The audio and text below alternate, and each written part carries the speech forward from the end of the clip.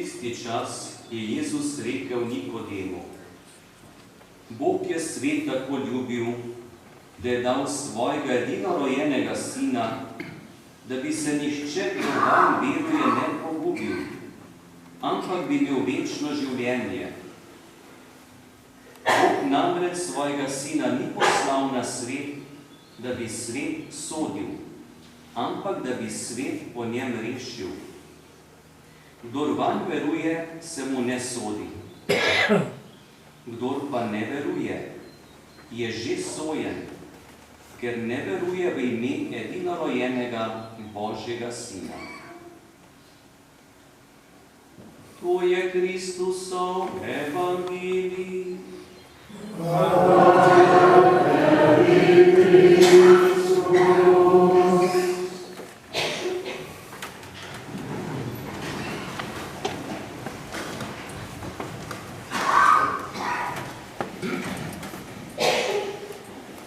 Prav lepo pozdravljeni na današnji praznik Svete Trojice, na žegnanski dan, ko smo zbrani v našem svetišču.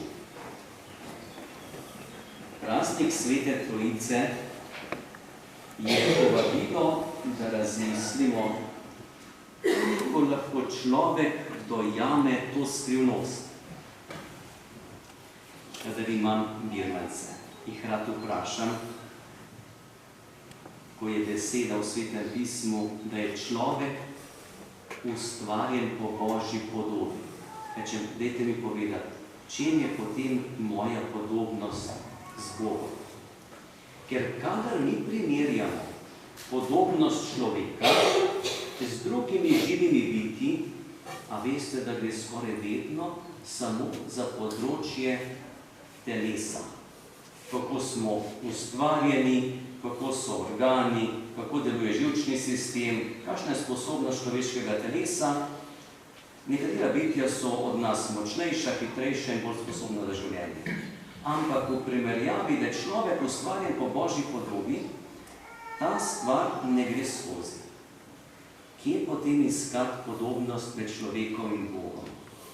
In potem, ko nekako naštevajo, nekako pripeljemo na področje, da ima človek pamet, razum, ker brez pameti ni vere. Ne more biti brez pameti verovati. Pamet je temelj, da lahko človek vstopi na področje vere. Druga stvar, ki je podobnost med človekom in Bogom, pa je odločitev za ljubezen. Človek se odloči za ljubezen. To ni nagon, to ni neka stvar nerazumna, ampak je z razumom, ker želim, hočem, ker mi je ta človek dragocen. Ne pričakujem povračila, ampak se odločim in Bog se je odločil in je ustvaril človeka zato, ker ga ima rad. In prav v teh zadnjih dnevih pa sem začel razmišljati, ali ni podobnost med človekom in Bogom na področju svetosti.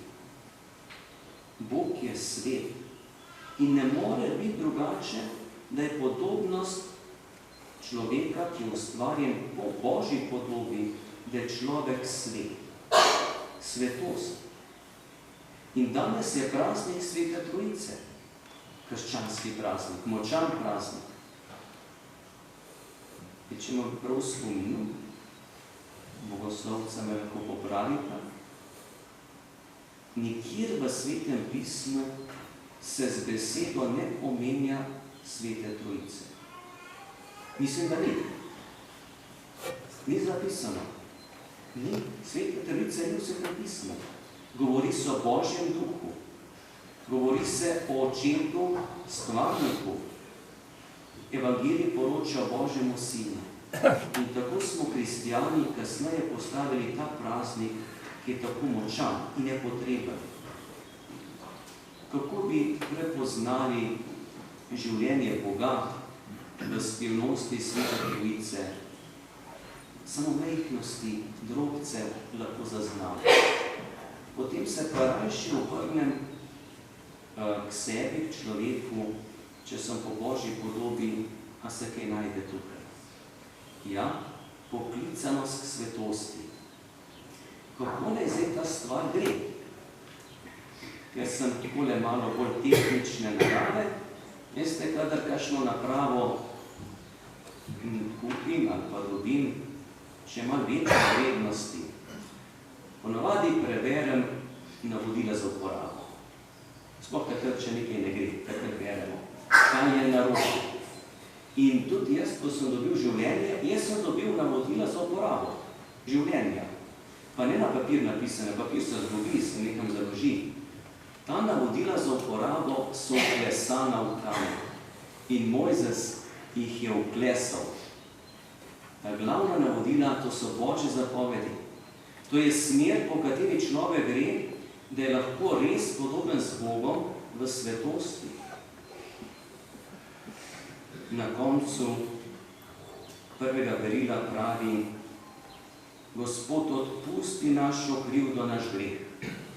Kako je Mojzes začutil, da to pa ne gre v Božjo podobnost. Greh, krivda, podobija, zlo ne gre. Svetost je podobnost človeka z Bogom.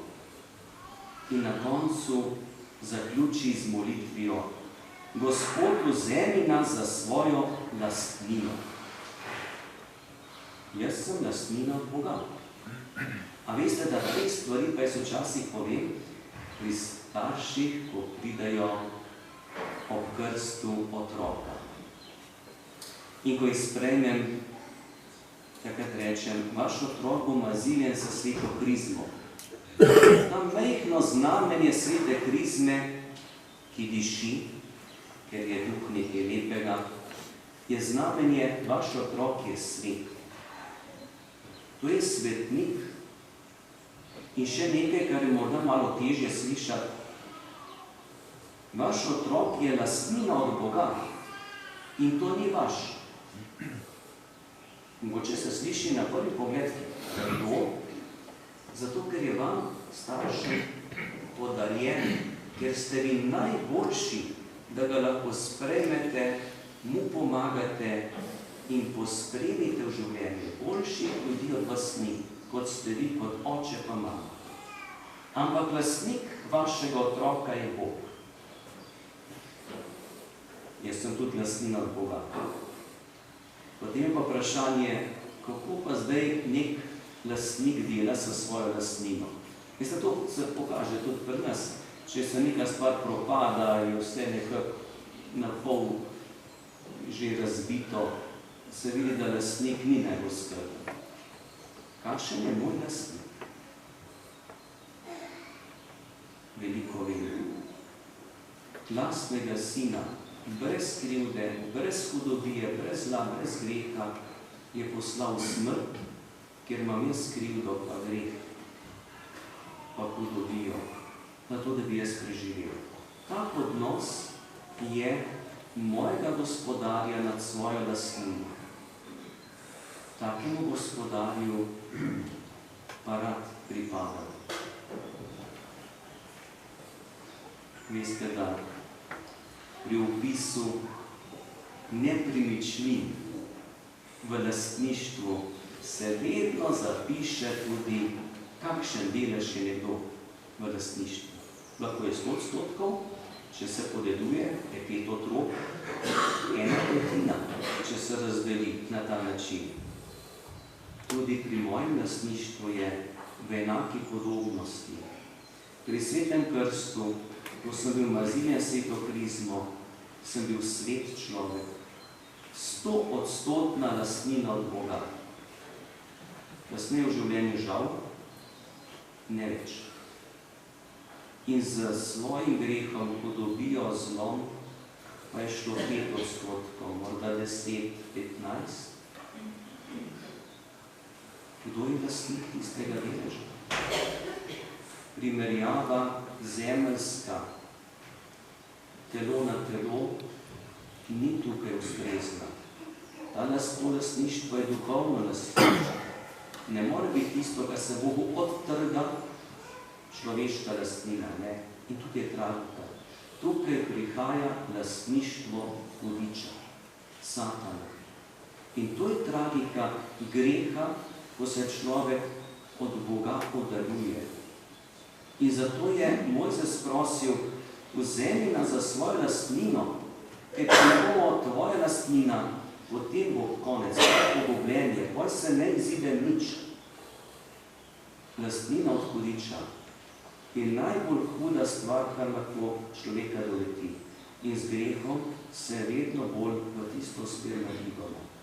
Ali ni potem praznik Svete Trojice ta naša poklicanost, da bi res bili lastnina Boga? Kako pa naj v življenju te stvari izvršujem, peljem, da bi bil jaz svet? Kaj ne naredim? Jaz nekako tako razmišljam, spet ni to nek presežek. Zdaj sem pa odločil, danes naprej bom pa to počel, da bo šla pot svetosti.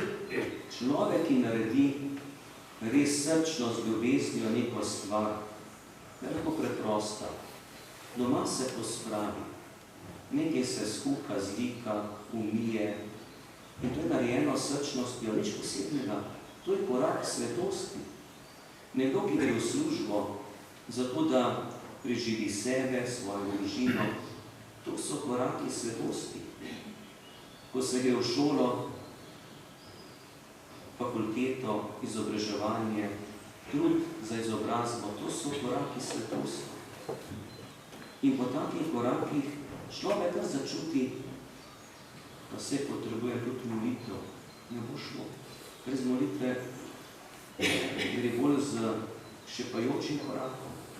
In potem pride molitev za drugega človeka, ki je dragocen, ki je lahko otrok, lahko je starš, lahko je mož, žena, sodelavec, sošolc, lahko je človek, s katerim pa nekaj, ki je malo bolj na trdo, pa bi rad popravil, da bi bilo nekaj lepega, srčnega. Tu so ti koraki svetosti in današnji praznik nas k temu vabi. In koliko majhnih stvari v življenju lahko naredimo, ki nas peljejo k svetosti. In če se vrnem k navodilu za uporabo. Veste, da sem to včasih zaznal pri nekaterih napravah, da je na koncu napisano, če pa to in to ne deluje, poskusite to. Če imate tako okvaro, pa to poskusite. To so zdaj kakšna bolj sodobna navodila. Tudi mi imamo. Če se v življenju zgodi, da po teh načrtih za življenje ne gre, da človek izgublja svetost, da ne sveti več, ne sveti, tema je. Stori to in to je prošnja za odpuščanje. To je sakrament svete spovedi in pameten človek vstopi v ta sakrament, ker želi to svetost, ker hoče iti k Bogu, ker hoče biti podoben s Bogom, ker je to pot k sreči, veselju, zadovoljstvu. In ne odlašajmo, kadar začutimo, da nas bremeni tema. Bodimo podobni Bogu in prosimo Boga odpuščanja, da bi res bili njegova lastnina. In kako lepo je tudi, da v teh korakih, ki jih imamo po poti svetosti, lahko tudi ustvarjamo, delamo, oblikujemo stvari, ki so nam v pomoč, pa tudi drugim. In tako je današnji dan, dan hvaležnosti, da imamo v našem svetišču obnovljene klopi. Letos je 500 let pomembe tega svetišča, kot svetišče Svetega Duha. Na vratih napis Sveta Trojica. In pred 130 leti so to svetišče povečali v to obliko, kakršna je danes. In ko so to cerkev zgradili v tej obliki, so tudi naredili klopi. Prvotno so bile postavljene čisto ob steni. Tudi lahko opazite izrez stranske stene, da je ustrezalo na zid. Kasneje so bile prestavljene bolj proti sredini, da se lahko vstopa na eni in drugi strani. In letos, po 130 letih, popolnoma obnovljene in tudi z novim podom, novimi klečalniki, ki se lahko dvignejo, ker so na tečajih, da se lažje očisti, in tudi veliko drobnih stvari narejenih. Recimo letvice na klopi, ki je čista majhna letvica, ampak ker so bile obrušene, poškodovane, jih je tudi to mizarno novo izdelal. Mislim, da je kar 5-krat, če tako rečem z preprostim jezikom, prebarvano. Ob tem delu pa se je pokazalo, zakaj ne bi še prenovili ogrevanje. Na Brezovici že kar več let dobro služi ogrevanje, ki je pod klopmi. In tako se je začelo razmišljanje, kako bi to izvedli. In sočasno z obnovo klopi smo šli tudi z novim ogrevanjem. Da ni več plinskih seval, ki so bila v uporabi približno 40 let v naši cerkvi. In tako je zdaj postavljena kurilnica nad zakristijo, razvod tople vode, ob steni za stranskim oltarjem na tla v klopi in za glavnim oltarjem potem tudi v te sedeže, ki so v prezbiterju. Danes ni potrebno preizkusiti ogrevanja, zato ker je kar dosti v redu toplo, ampak čez nekaj mesecev bo pa že prijetno tukaj sedeti. In vas povabim, da bi res klopi bile, tako kot sem zapisal v današnjem, bomo temu rekli, mogoče zbivanki o novih delih, da bi klopi pogosto polno zasedene, da bi bile res zasedene, uporabljene in da bi tudi to toploto